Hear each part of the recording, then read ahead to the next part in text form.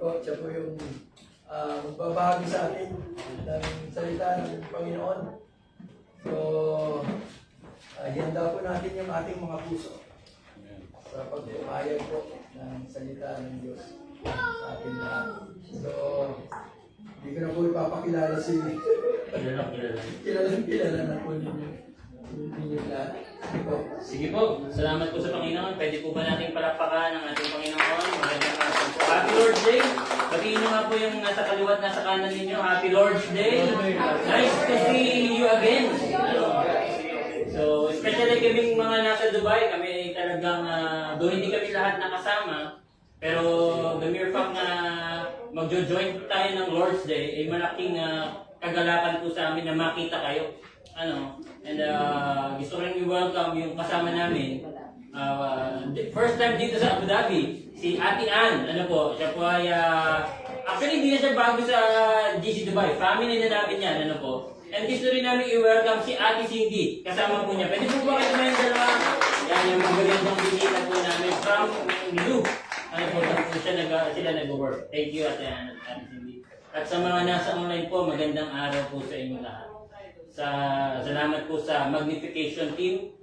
Ang sarap umawit sa ating Panginoon. Amen po ba? Walang sayang na salita, walang sayang na lyrics, walang sayang na sandali kapag ang ating inaawitan ay ang ating Diyos na buhay. Amen po ba? Palakpakan natin muli ang ating Panginoon. Sa GC Dubai po, meron kaming sinimulang topic since last first Saturday of the month ng July. Ang tinatalakay po namin ngayon yung 7 a.m. ng ating Panginoong Yesus. Ito po yung napaka-theological, napaka-Christological na statement mula mismo sa bibig ng ating Panginoong Yesus. Noong first Saturday, we tackled about I am the light of the world. Mismo ang Panginoong Yesus ang nagsabi, ako ang ilaw ng sanlibutan ito. So, why, hindi ko na masyadong i-elaborate, pero ang pinaka-focus doon, maraming kadiliman sa mundong ito. Tingnan nyo nga po ang inyong katabi. Tingnan nyo lang po, Pero maraming kadiliman sa mundo. At lahat ng kadiliman kayang pawiin ng liwanag ni Kristo. Pangalawa, last Saturday, ang tinalakay naman namin anong tinalakay natin? GC Dubai. Sabi ko po sa inyo, malilim. I am the bread of life. Bread of life. Sino pong gutom na dito? I am the bread of life. So tinalakay namin na kung meron mang kailangan tayo sa mundong ito, ay walang iba kundi ang ating Panginoong Yesus. Kung meron mang tayong dapat ninanais sa ating buhay, ay walang iba kundi ang ating Panginoong Yesus. And today, gusto ko pong ituloy itong topic na to sa yung isang I am ng ating Panginoong Yesus na kanyang sinabing, I am the good shepherd. Ako ang mabuting pastor. At titingnan po natin yan sa John 10, chapter 10, verses 11 to 15. Naanyaya ko po kayo na buksan ninyo ang inyong mga Biblia. Ano man ang version yan, NIV. Alam niyo po ba ibig sabihin ng NIV sa panahon ngayon? New iPhone version. Yung iba, ESV. Alam niyo po ibig sabihin ng ESV? English Samsung version. So kahit ano bang version yan, nasa gadget naman, inaanyaya ko po kayo na buksan ninyo ang inyong mga Bible sa Book of John, chapter 10, verses 11 to 15, at inaanyaya ko po ang bawat isa na muling tumayo in the reverence of God's Word. At inaanyaya ko po si Brother John Riel, to lead us to read the Word of the Lord.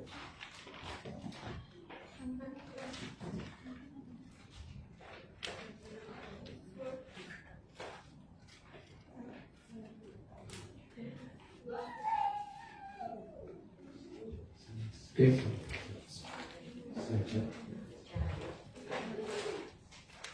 The passage I will be reading today is from the book of John, chapter 10, verses 11 to 15, NIV version. I am the good shepherd. The good shepherd lays down his life for his sheep. The hired hand is not the shepherd and does not own the sheep. So when he sees the wolf coming, he abandons the sheep and runs away. The wolf attacks the flock and scatters it. The man runs away because he is a hired hand and cares nothing for the sheep. I am the good shepherd. I know my sheep, and my sheep know me, just as the Father knows me, and I know the Father, and I lay. May God bless us upon the reading of His word. Thank you po. Tayo po'y makakaupo. Thank you, Kuya Riel. Tayo po'y manalangin. Lord, salamat po sa inyong mga buhay na salita. Totoo po ang inyong mga talata. You are the good shepherd sa aming mga buhay. Kaya bless niyo po kami sa aming pag-aaral ng inyong salita. And may you be our wisdom sa aming mga buhay. Sa pangalan ni Jesus, Amen, Amen, Amen. So, sino po dito ang nakakita na ng sheep? Yung totoong sheep, ano po? So, mabango po ba ang sheep? Sino naman dito nakakita na ng shepherd? Yung totoong shepherd, ha? Nakita niyo na po ba? So, ako parang hindi pa po nakakakita parehas. Pero alam niyo po ba, in biblical times, nung panahon nung naisulat ang Bible, the relationship between shepherds and their sheep was a common and powerful image deeply understood by the people. Ibig sabihin, yung mga tao sa Biblia noong unang panahon, kapag binanggit yung shepherd at binanggit yung sheep, alam na nila, meron silang idea. Alam nila yung essence kapag binanggit yung shepherd. Alam nila yung totoong nangyayari kapag binanggit yung sheep. So meron silang idea kung ano yung relationship ng shepherd at ng sheep. But lo and behold, hindi sa Biblia nung inilarawan tayo bilang isang sheep ay hindi po magandang pakinggan. So mamaya natin tingnan 'yon. Gusto kong puntahan natin itong Genesis 3:4-5 ano po. Alam natin to lahat ng kwentong ito. Ito isang senaryo, isang lugar kung saan unang pumasok ang kasalanan sa mundong ito. Alam niyo po yan, din po ba? So yung kumain ng prutas, anong prutas po yung kinain nila? Kung may nakakalam po. Kasi wala nang sinabi ang Bible, ano po. Ewan ko ba kung bakit yan nakikita niya, ano po. Pero alam niyo po ba, gusto kong bigyan pansin yung sinabi mismo ng serpent kay Eve. Ang sabi ng serpent kay Eve, you will not surely die kapag kinain mo yung prutas na pinagbabawal. For God knows that when you eat, kapag kinain mo daw yung prutas na yun, your eyes will be opened. At ito po yung sentro ng sinabi ni serpent. And you will be like God. Ikaw ay parang magiging Diyos na kapag kinain mo yan. At alam niyo po ba, nung kinain niya ni Eve, pumasok yung kasalanan. At alam niyo po ba, nung pumasok ang kasalanan sa ating mga buhay, tayo po ay ayaw na nating magpatalo. Yung pride in human nature, lahat po tayo ay may pride. Tingnan niyo po ulit yung katabi niyo. Tingnan niyo lang ulit. Ano po? Sino po dito ang hindi nagpapatalo? Sino po dito kapag nakakita nyo, mas maganda yun, bibili ko din yun. Dapat mas maganda yung akin. Sino po dito ang hindi nagkakala, hindi nagsasorry? Siya naman ang una nakagawa sa akin ng pagkakamali. Siya naman yung una nakasakit sa akin, bakit ako magsasorry? Hindi ko po sinasabi to dahil ako'y perfecto, guilty din po ako dito. Sinasabi ko to sa human nature nating mga tao, meron tayo nito, pride. In fact, sabi ni Tim Keller, isang preacher, pride is the carbon monoxide of sin. It silently and slowly kills you without you even knowing. Even knowing. Tayo, mataas ang tingin natin sa ating mga sarili. Gusto natin tayo pinapalakpakan. Gusto natin kakaiba tayo sa mundong ito. Pero ang sabi ng Biblia, kayo ay parang isang tupa. Maganda sana kung sinabi ng Bible, kayo ay kagaya ng isang leon. Ang leon, hari ng jungle, di ba? King of the jungle. O kahit elephant. Pero ang sabi ng Bible dito sa ating binasa, in fact, Isaiah 53, ang sabi dito, all we like sheep. Sabihin nyo nga po, sheep. Sheep. Ang iba yung banig. Sheep, ano ba? All we like sheep. Kagaya tayo ng mga tupa. At bakit? Why does the Bible always compare compare man to sheep. Bakit? Una, ang bawat tupa o sheep are defenseless. Defenseless. Hindi kayang ipagtanggol ng tupa ang kanyang sarili. In fact, sabi nga ng mga ilang nabasa ko po nitong mga nakalipas na araw, kahit yung pinakamaliit na wolf, kayang kainin yung pinakamalaking sheep. Defenseless talaga. Hindi nila kayang ipagtanggol ang kanilang sarili. Hindi nila kayang, wala silang kakayanan para makipaglaban. Defenseless. At imagine, ito yung sinabi ng Bible, kagaya kami ng mga tupa. You are defenseless. Pangalawa, sabi, nakikita niyo po ba? Sabi dito, sheep are directionless. So, sheep are directionless. Tinignan ko po sa Old English, pasok pa naman po itong directionless. Ano po? So, buti wala dito yung asawa ko. Kasi yung asawa ko po ay laging kinokorek ako sa grammar pagkatapos ko mag-sermon. May sermon po ako pagkatapos ng sermon. Mas magaling mag-sermon. Huwag niya na lang po sabihin binanggit. Sheep are directionless. Walang direction ang mga tupa. Walang direction ang mga tupa. Hindi nila alam kung saan sila pupunta. Kaya nga, lahat ng tupa kailangan nila ng pastor. All sheep needs a shepherd. Pangatlo, ang bawat tupa ay dependent. Hindi sila makakapag-decide ng kanilang sarili lamang. Hindi sila makakapag-decide na sa kanilang kakayanan lamang. And ito yung ikinumpara ng Biblia sa bawat tao. Tayo, mataas ang tingin natin sa ating sarili. Pero sabi ng Bible, kagaya kayo ng mga tupa. All be like sheep. Pero, dito sa binasa ng ating kapatid na si John Riel, ang sabi ng ating Panginoong Hesus, but I am the good shepherd. Alam niyo po yung salitang I am na aming pinag-iusapan? Ego eimi sa salitang o sa original language. Ay napakahalaga po. Back then, sa Book of Exodus, nung nagpakita si Yahweh kay Moses, ang sabi ni Yahweh, I am who I am. At dito sa New Testament, kiniklaim ng Panginoong Hesus yung I am. The ego eimi. I am the good shepherd. So, ang emphasis ng mga salitang ito ay yung sa good shepherd. At hindi niya lang sinabi na siya isang shepherd, kundi ang sinabi niya, siya ay mabuting pastol. Kapag po ba kayo ay may problema, lalapit po ba kayo sa taong hindi mabuti? O mas gusto niyo lumapit sa mga taong ikikwento ang buhay niyo? Saan po kayo lalapit? Sa mabuting tao. Kaya nung sinabi ng Panginoong Jesus, I am the good shepherd, ay wini-welcome po niya tayong lahat na kanyang tupa na lumapit sa isang mabuting pastol. Mga kapatid, meron kang mabuting pastol. Paglabas mo sa pintuan na yan, kasama mo ang mabuting pastol. Kapag ikaw ay nasa trabaho, kasama mo ang mabuting pastol. I am the good shepherd. Kaya nga titingnan natin sa major character o characteristic ng good shepherd.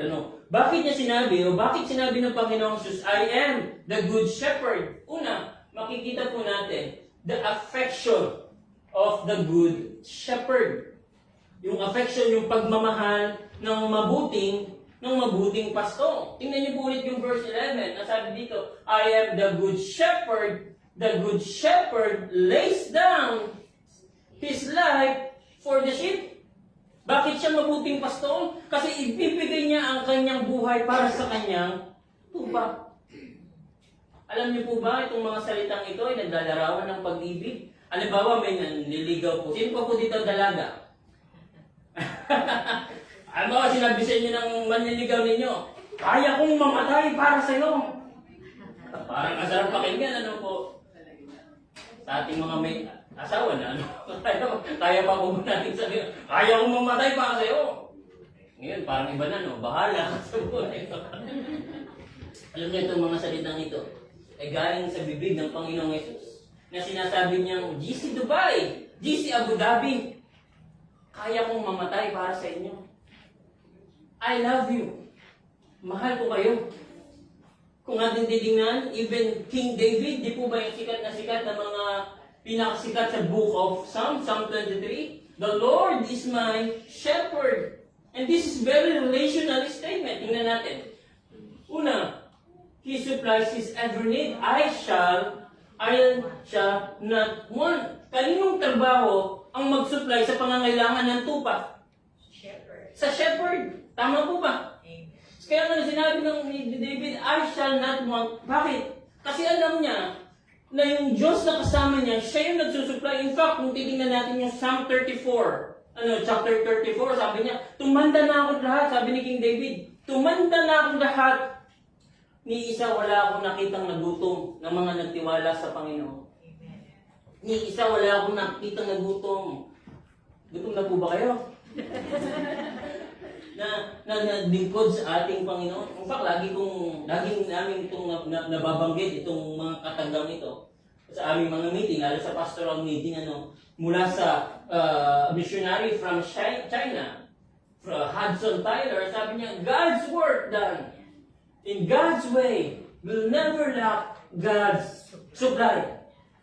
Amen po ba? Yes. Pwede po ba natin basahin na sabay-sabay? 1, 2, 3, go!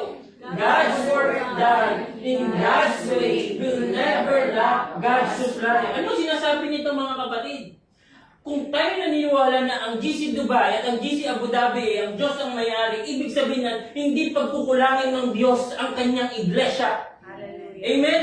Hindi pagkukulangin ng Diyos ang mga manggagawa, hindi pagkukulangin ng Diyos yung mga tumatawag sa Kanya. Yes. Because God's work done in God's way will never lack God's supply. At kaninong trabaho yung pagsusupply? Trabaho po yan ng shepherd. Pangalawa, na binibreakdown lang po natin itong Psalm 23. Ang sabi ni David, He makes me lie down in green pastures. He leads me beside still waters. Knowing that the context ng King David, na dati ding pastol, bago siya maging hari, alam niya yung trabaho ng isang tupa. Ng isang shepherd. At alam niya na napakalaga sa isang tupa na magkaroon ng green pasture. Alam niyo po ba, ang sheep talaga, ang character ng sheep ay hindi mapakali. Para yung katabi mo, hindi mapakalian. Yun talagang character at trabaho ng pastol na i-provide itong green pasture para ma-satisfy yung sheep, Kaya lang problema, tayo mga tao, hindi po tayo nasa-satisfy. Tama po ba? Yes. Minsan, meron na tayo, Lord, nagpe-pray ako ng trabaho, nung binigyan ka ng trabaho, ang dami mong complain. Tama po ba? Yes. Minsan, ang dami na, kapag tinugon ng Panginoon ng ating panalangin, ang dami pa rin nating complain. Sabi, Lord, gusto ko po, ganito ang salary ko. Nung binigay yung salary niyan, parang kulang pa din. Minsan, hindi tayo nasasatisfy sa binibigay ng Panginoon. Ang ganda ng panalangin ng ating chairman. So, binabati namin ang bagong chairman ng GC Abu Dhabi. Salamat sa buhay. Dahil nasilayan pa namin ang araw na ito. Masaya po ba kayo? Buhay kayo ngayon? Yes. Parang... Masaya po ba kayo? Yes. Meron tayong buhay. Alam niyo po, sabi dito, dissatisfaction leads to grumbling. After grumbling, complaining. After complaining, unhappiness. At kapag hindi ka na masaya, unthankful ka na. Hindi ka na magpapasalamat. At kapag unthankful ka na, ito ang delikado, critical spirit ka na. Hindi mo na kaya magpasalamat sa ating Panginoon. He satisfies.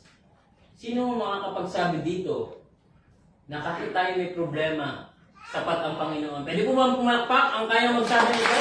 Kahit na may problema, sapat ang Panginoon. He satisfies his innermost want. Yung salitang innermost, parang yun, sa panahon ngayon, yung healing the child, parang child, inner child, parang hinihil yung inner child.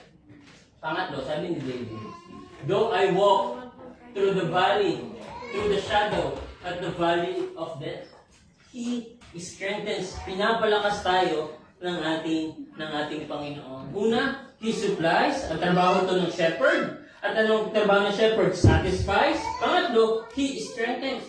Pinapalakas niya tayo, kahit tayo ay may iba't ibang pinagdadaanan. Kahit tayo may iba't ibang isipin sa buhay. Sino po dito may mga pagsubok na pinagdadaanan? Yes. Sino po dito may mga isipin sa buhay? Hindi naman halata eh. Ayan, nakita-kita tayo, parang wala nga po kayong problema eh. Di po ba? Bakit? Ano sikreto? Kasi meron tayong shepherd. Meron tayong Kristo sa ating mga puso. At yun yung nagpapalakas sa atin. In fact, nung sinulat po ito ni King David, nung sinulat ito ni King David, itong Psalm 23, meron talaga siyang literal na tinutukoy na Valley of Death. Ito yung tinatawag na Kidron Valley ng panahon ni David. Araw-araw po siya dumadaan dito and parang 2 hours lamang lumiliwanag sa lugar na to. And every time na dumadaan si King David dito, hindi niya alam kung mabubuhay pa siya. Kasi pwede siyang atakihin ng mababangis na hayop kasi nagpapastol siya. Pwede siyang atakihin ng mga malalaking hayop. Kaya nung sinulat ni King David, even though I walk through the shadow of the valley of death, talagang ito yung literal. At kung atin namang i-explain po sa biblical, minsan meron tayong sitwasyon sa ating mga buhay na para bang hindi na natin kaya. Na para bang ayoko nang gumising. Na para bang wala nang solusyon sa ating buhay. Na para bang wala nang pag-asa sa ating buhay. Sabi ni King David, kahit pagdaanan natin yung mga yan, meron tayong shepherd na sa atin ay nagpapalakas. At yun yung sikreto. Kaninong trabaho yun? Trabaho ng shepherd yun. Kasi nun, he supplies, trabaho ng shepherd, good shepherd, he supplies, he satisfies, he strengthens. Pang-apat, he shapes him through his discipline. Sabi ng verse, your rod and your staff, they comfort me. They comfort me. Alam niyo po, isa sa trabaho ng shepherd ay huwag kakalimutan yung kanyang rod and staff. Ano po, napakahalaga po ng una, yun ay panghampas sa mga mababangis na hayop. Kapag may mababangis na hayop na aatake sa sheep, yun ang kanilang armas ng shepherd. Pangalawa, kapag ang tupa ay napakakulit, ito din yung kanyang gagamitin para paluin yung kanyang tupa. Yung kanyang tupa. Alam niyo po ba mga kapatid, sa konteksto nung sinulat ni King David ito, ang mga shepherd, kapag pinalo nila ang kanilang tupa, babalian talaga ng buto. Para magtanda. Babalian talaga ng buto para hindi makalimot. Pero alam niyo maganda sa shepherd? Kapag binali nila yung buto ng tupa, yung kanilang tupa, ang gagawin ng shepherd, ihihiwalay ito. Uupo yung shepherd. Ilalagay sa kanyang lap yung tupa at ihilumin niya. Hindi aalis yung shepherd hanggat hindi magaling yung sheep. Alam niyo po minsan ang proseso ng Panginoon ay hindi natin maintindihan. Minsan ang proseso ng ating Panginoon, meron siyang sariling sistema sa pagtutuwid sa atin. Of course, hindi natin tanggap. Of course, nahihirapan tayong unawain. Pero ang maganda, kapag tinutuwid tayo ng ating Panginoong Jesus, sa kabila ng ating mga pagkakamali, ay hindi niya tayo iniiwanan. Hindi niya tayo pinapabayaan. At trabaho ng mabuting pastor yan. At panglima, he secures him at all times. Surely, goodness and mercy will follow me all the days of my life, and I will dwell in the house of the Lord forever. Forever. Tinitiyak ng mabuting pastor, tinitiyak ng isang pastor sa kanyang tupa na lahat ng kanyang programa ay ikabubuti ng kanyang tupa. Surely, goodness. Alam niyo po, hindi ko alam kung narinig niyo na itong kwentong ito. Minsan daw may nagmamaneho. No? Ingat na ingat siya sa kanyang pagmamaneho. At nung nagmamaneho siya, napansin niya may pulis sa kanyang likod. Ay di kinabahan po siya. Kaya ang ginawa niya, binilisan niya yung sasakyan. Bumilis din po yung pulis sa likod. Ano? Habang nag-aabulan sila, na-realize niya na hindi siya makakatakas, hindi siya makakaiwas. Ano? So, ang ginawa niya, bumagal siya, and with that, umovertake yung pulis at pinara siya. Ang sabi sa kanya ng pulis ay, anong nangyari? Bakit nagmaneho ka ng mabilis? Ang sabi naman ng driver, ano po ang kasalanan ko? Ano po ang nagawa ko? Alam niyo, sabi ng pulis, alam niyo po ang totoo ay kaya kita hinahabol. Kasi nanalo po kayo sa raffle. Yung plate number niyo po, yun ang nakalagay doon sa ticket. Kaya hinahabol ko po kayo. Alam niyo po, minsan ang tingin natin sa ating Panginoon ay puro pagdidisiplina. Minsan nakakalimutan po natin na kaya tayo binubuhay ng Panginoon ay para maranasan natin yung pagpapala niya. Surely goodness and mercy will follow me all the days of my life. Every Monday, every Tuesday, every Wednesday, every Thursday, every Friday, every Saturday, every Sunday. Surely goodness and mercy will follow us all the days of our life. Mga kapatid, the affection. Bakit siya tinawag na Good Shepherd? Kasi mahal niya ang kanyang tupa.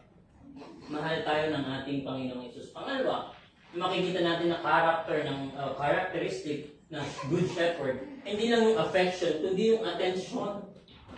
Yung attention ng Good Shepherd. Tingnan niyo po, verses 13 and 14. Sabi dito, He flees, chapter 12 po, verse 12 muna. He who is a hard hand and not a shepherd, who does not own the sheep, sees the wolf coming and leaves the sheep and flees. And the wolf snatches them and scatters them. Balikan po natin yung isang 13 and 14.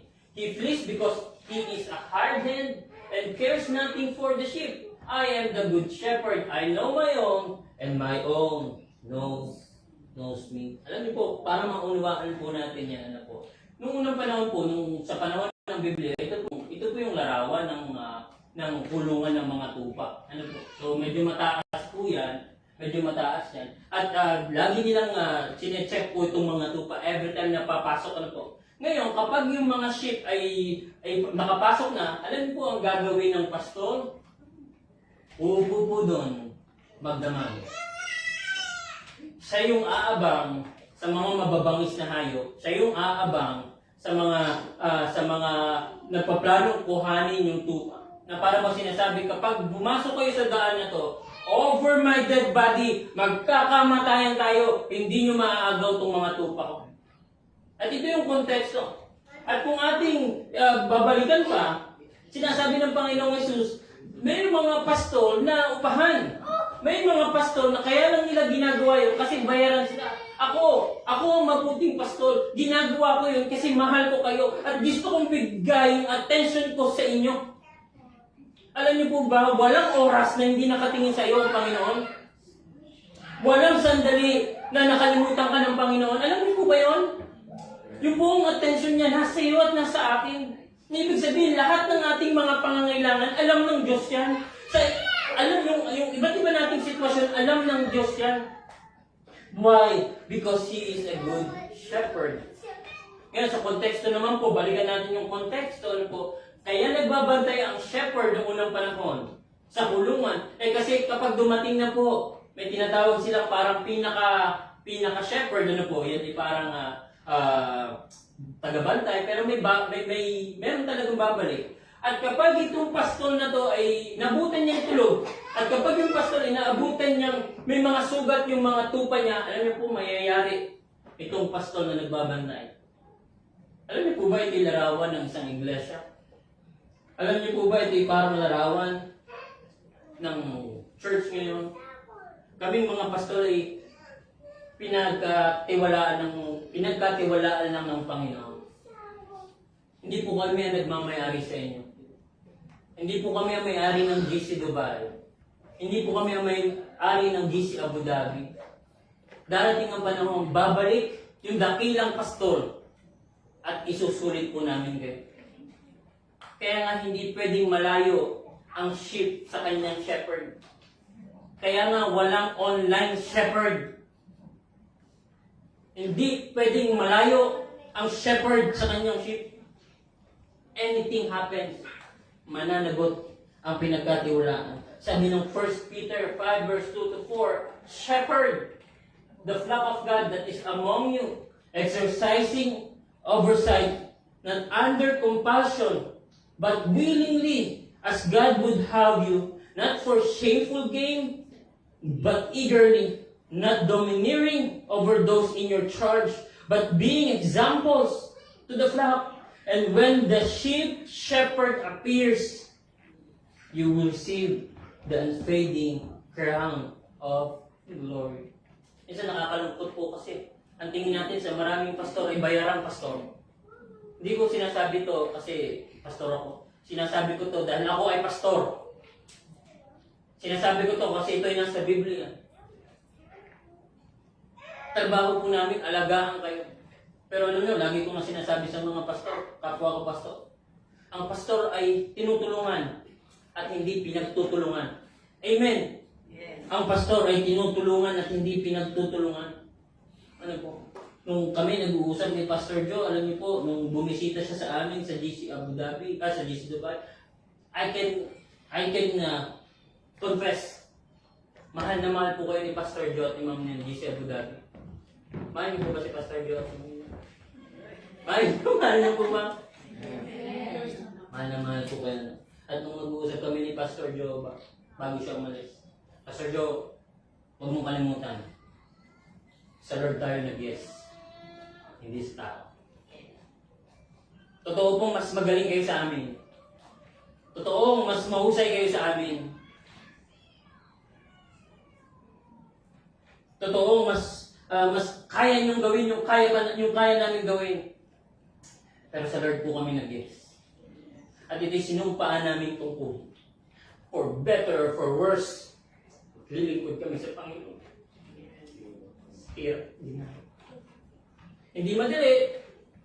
Fact, kagabi nga, nag-aaral ako ng mensahe, tapos ako 4 o'clock. Tapos nag-aantay ako kasi pumapasok po ako eh. Ang klase ko 4:30. So nag-aantay ako ng klase. Gising ako hanggang 5 o'clock. Doon lang in-announce na walang pasok. Kasi bumabagyo pala sa Pilipinas. So, tulog ako 5 o'clock. 2 hours ang tulog kasi kailangan gumising ng 7 o'clock para mag-prepare papunta dito. So, kapag bumagsak po ako, ibig sabihin antok na ako. But kidding aside, bago ako maligo kanina, tumingin po ako sa salamin. Sabi ko, wala talagang pwedeng ipagmalaki sa Panginoon. Ang nakikita ko yung biyaya ng Panginoon. Kung makikilala niyo lang ang buhay ko noon, sabihin niyo sa akin, hindi ako karapat dapat tumayo dito. Kung makikilala niyo lang po ako, talaga, sabihin niyo sa akin na hindi ako karapat dapat. Pero babalik kami sa aming sinumpaang tungkulin sa Panginoon na kayo alagaan. Over our dead body, kailangan namin kayong proteksyonan. Alam niyo po ba, normal noong unang panahon na kagatin ng tupa ang kanyang pastor? Normal yon. Titignan niyo yung mga pastor, normal yun. Pero ang hindi normal, yung pastor yung kakagat sa tupa. Yun ang hindi normal niyo po. Kaya kahit kami na lang magkakaintindihan, mga pastor, mga elder, sinasabi namin yung aming mga heartaches sa ministry.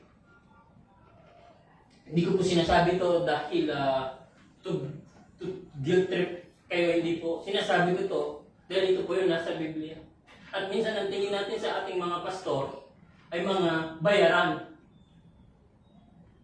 Ay mga sinusustentuhan lang. Pastor, dito ka kasi binabayaran ka namin. Pastor, hindi ka pwedeng mawala sa prayer meeting kasi wala kang support. Alam niyo po, minsan yung aming dating presidente ng Phoebe's College of Bible, nagkwento sa amin ganito, hindi ko makalimutan. In-invite siya na mag-speak sa isang church. Dahil wala siyang speaking engagement, ang plano niya ay umattend sa isang church. So pumunta siya sa isang church dahil wala naman siyang speaking engagement. Bibisita lang siya, umattend sa service. Kaya lang, dun sa church na yon, hindi dumating yung guest speaker. Kaya sabi nung mga leaders, ay nandiyan naman si Dr. Bansuelo, ewan ko kung kilala niyo yun. Nandiyan naman si Dr. Bansuelo, siya na lang ang mag-speak. Lumapit sila kay Dr. Bansuelo. Ang sabi nila, Dr. Bansuelo, pwede po bang kayo ang mag-speak? Kayo magsalita kasi hindi po atin yung guest speaker. Alam niyo po, ang sabi ni Dr. Bansuelo, parang minamalit mo yata ang paggagawa ng mensahe. Parang hindi mo yata nakikita, ang hirap gumawa ng mensahe. Hindi ako makakapagsalita. Alam niyo po, kung meron mang pinaka-dangerous place sa simbahan, ay pulpit. Alam niyo po ba, pagkatapos namin mag-preach, isusulit po namin yan sa Panginoon. Lahat ng aming sinabi, lahat ng aming tinuro, isusulit namin yan sa Panginoon. Hindi ko sinasabi to para magbakaawa sa inyo. Ito po yung reality. Ito yung reality namin. Zechariah 13 verse 7b, pangalang bagay, sabi dito, strike the shepherd, and the sheep will be scattered. Strike the shepherd, and the sheep will be scattered. At ito po yung ayaw na ayaw naming mangyari. Na ang mga tupa ay magkawalaan, ang mga tupa ay lumayo, ang mga tupa ay magkanya-kanya. Why? Because even the good shepherd, yung kanyang attention ay nasa bawat isa sa atin. At ulitin ko po sa inyo, pananagutan naming mga pastor, ang buhay ng bawat isa sa inyo. Alam niyo po ba kapag ang member ay nasasaktan din po ang mga pastor. Kapag ang mga member ay nadapa, pag ang mga member ay parang nahihirapan, yan po mga pastor. Hindi nyo lang alam. Ang iniiyak din ng pastor sa inyo. Buhay, ulitin ko. Dahil isusulit po namin kayo lahat sa ating dakilang pastor. Sa ating dakilang pastor. What makes the Jesus as good shepherd? Una, ano yung unang buntos? The affection of the good shepherd. Pangalawa, dahil yung attention niya ay nasa atin.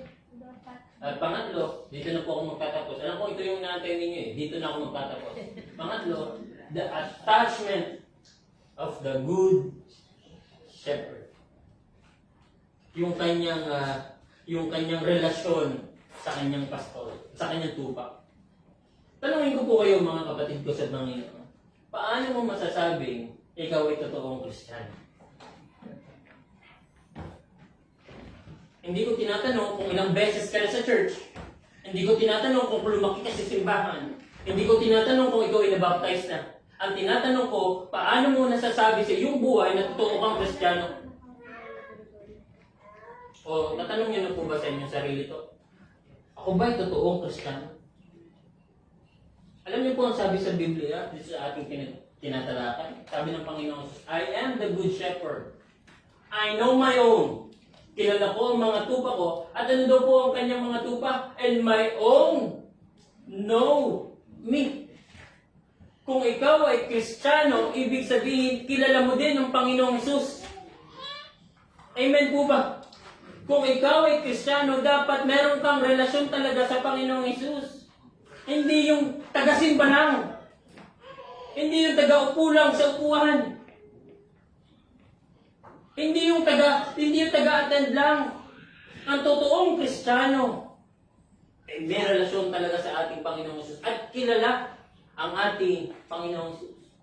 Kilala ang kanyang pastor. Kilala ang ating Panginoong Hesus. Kaya nga, ang tanong, if we are His sheep, kung tayo ang kanyang pastor, kung tayo yung kanyang mga tupa at siya yung ating pastor, unang tanong, bakit madali sa'yo ang sumuko? Why is it easy for us to give up? Kung meron kang relasyon sa Panginoong Hesus, kung meron kang relasyon sa ating tagapagligtas, kung alam mo na yung good shepherd mo ay mabuti, kung alam mo na yung shepherd mo ay yung gumawa ng langit at lupa, kung alam mo na yung shepherd mo ay kayang gawin ng lahat ng bagay, why is it easy for us to give up? Bakit ang bilis-bilis mo sumuko? Bakit ang bilis-bilis mong umayaw? Alam niyo po ba mga kapatid ko sa Panginoon? Yung mabuting pastor, sabi dito sa Matthew 18:12-14, ito yung parable of the lost sheep. Sabi ng Panginoon Jesus, what do you think? If a man has 100 sheep, and one of them has gone astray, does he not leave the 99 on the mountains and go in search of the one that went astray? Na sinasabi ng mga salita ng Panginoong Jesus. Sinasabi ng salita ng ating Panginoong Jesus, iniwanan niyo yung 99 na tupa para hanapin yung isa. At alam mo ba yung isang yun? Ikaw yun. Ako yun. Iniwanan niya.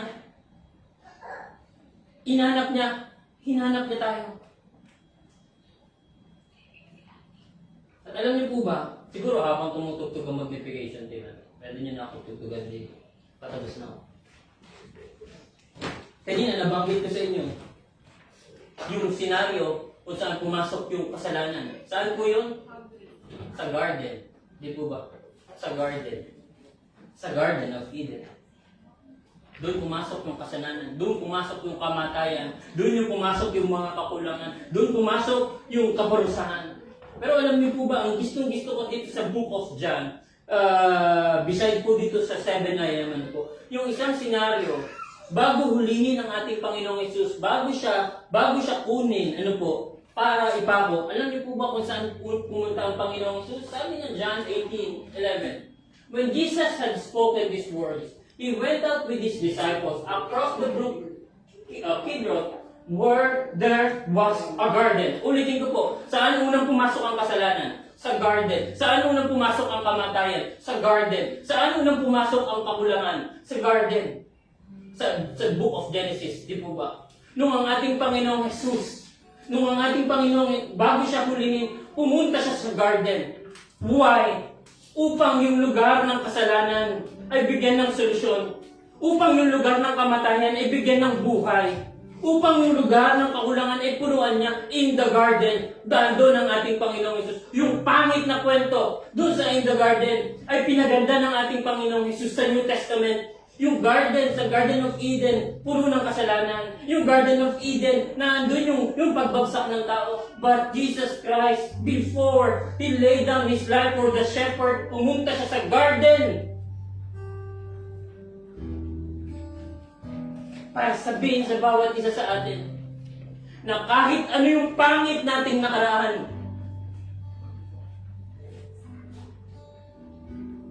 ay kayang pawiin ng ating Panginoong Hesus. Na kahit gaano tayo nagkulang, kayang punan ng Panginoong Hesus.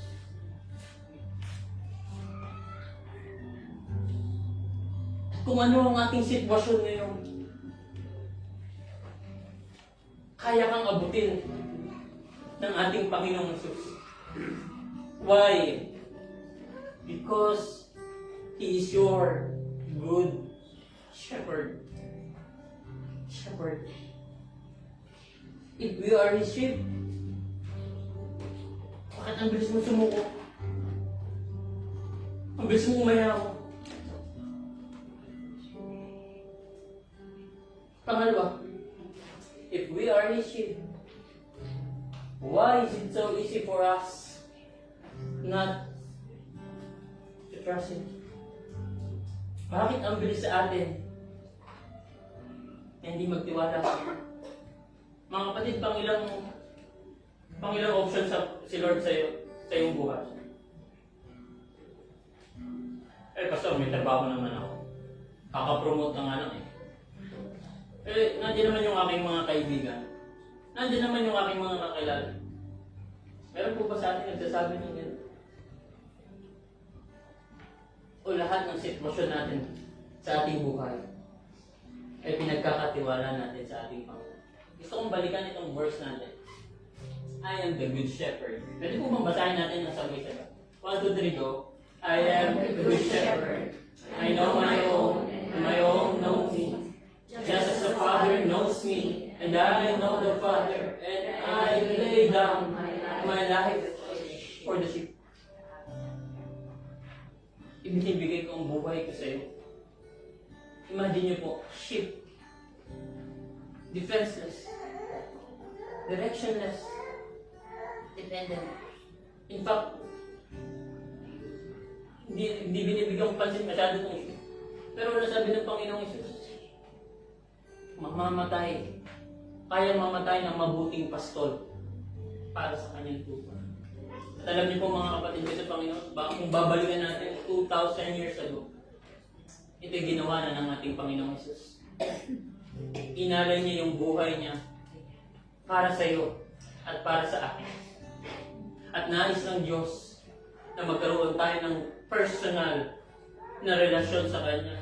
Hindi religion. Sabi ng Panginoon, I lay down my life. Hindi niya sinabing, I lay down your religion.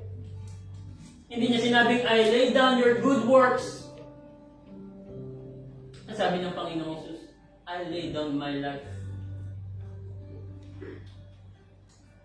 Pwede po bang palakpakan natin ang ating Panginoon?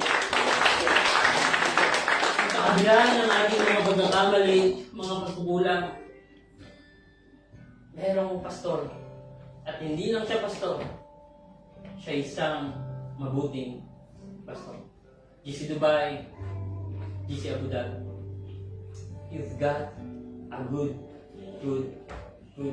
shepherd. Ang kasama natin ay mabuting pastor. And I do believe that the good shepherd, ang pangalan po niya, ay ang Panginoong Jesus Christ. And I do believe right now, ano man ang ating sitwasyon ngayon, ay nararapat lamang itaas natin ang kanyang pangalan. Nararapat lamang na itaas, isigaw, at dakilahin ang kanyang pangalan. He is named above all names. And He is worthy of all our praises. Di po ba kapag yung boss natin dumadating na, di po ba, anong papel, di po ba may mga ganun tayo eh. Pero yan, ang Panginoong Jesus, He is named above all names. Pwede niyo po bang samahan ang magnification team na sabihin ito? He is named above all names. The good shepherd, and His name is Jesus Christ alone. Pwede po ba lahat tayo tumayo? Palakpakan po natin muli ang ating Panginoong Jesus. Pwede po natin ang His name above all names. Name above all names. You are worthy of all praise. You are worthy of all praise. And my heart will sing. And my heart will sing. How great is our God. Name above all names. He is our good shepherd. Name above all names. He is worthy of all praise. He is worthy of all praise. And my heart will sing. How great is our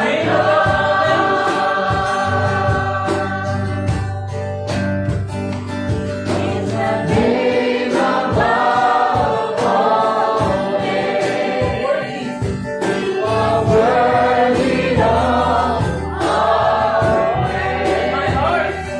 And my heart will sing.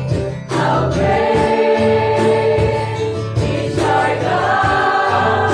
Habang tumutugtog po ang music team, pwede po ba tayo magkaroon ng personal na pagkakas? The Good Shepherd is inviting us, inviting you to be His sheep. And the Good Shepherd laid down His life for you.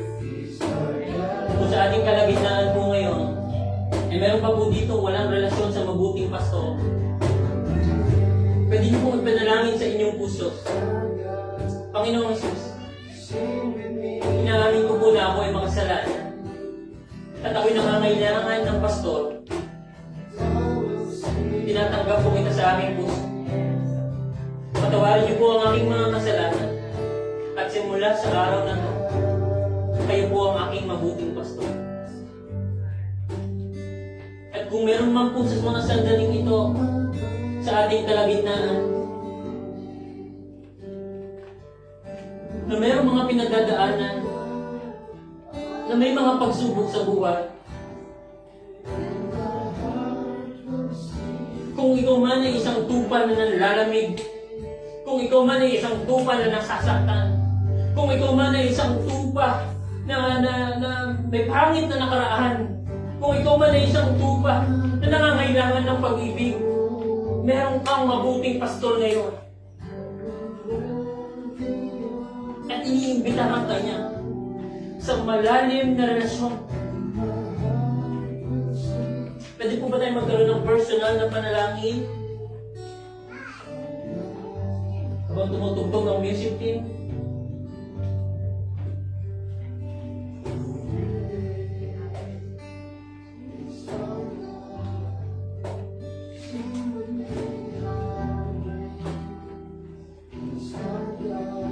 Lord, You are the Good Shepherd. Ikaw po ang may-ari ng iglesia. Ikaw po ang pundasyon ng iglesia. You are the sustainer of the church. You are the protector of the church.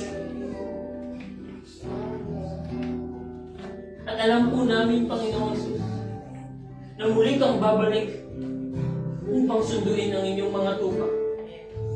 At kung sa mga sandaling ito, meron pong mga tupang nanlalamig, nasasaktan, nabibigatan, sugatan, hindi may mga pangit na nakaraan. Lord, inilalapit ko po sila sa inyo. Sinabi niyo po sa inyong salita, you know your sheep. You know your sheep.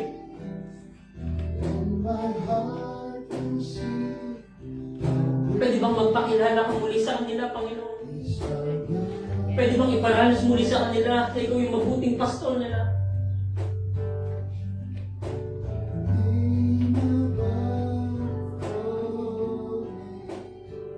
Lord,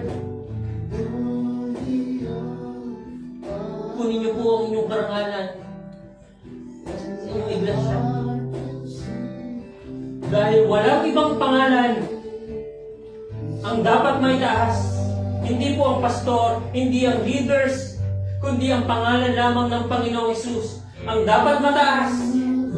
Because His name is above all names. And that name is worthy to be praised. And that is Jesus Christ. No one and none but Jesus Christ alone.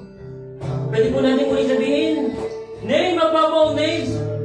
Sa isang malakas na tinig, GC Dubai, GC Abu Dhabi, let's proclaim, name above all names. Name above all names.